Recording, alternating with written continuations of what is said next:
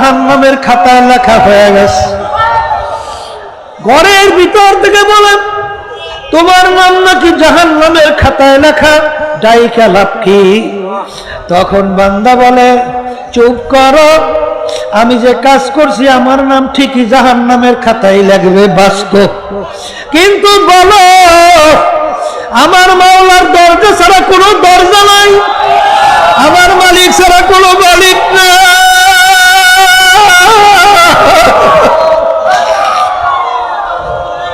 আমার আল্লাহ ছাড়া আর কোনো আল্লাহ নাই, আমি কার কাছে যাব,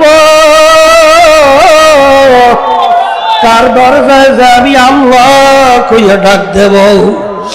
হে আমার দয়ার মালিক, তুমি আমাকে ধরা দাও বা না দাও, তুমি আমাকে মাফ করো বা না করো, জানি না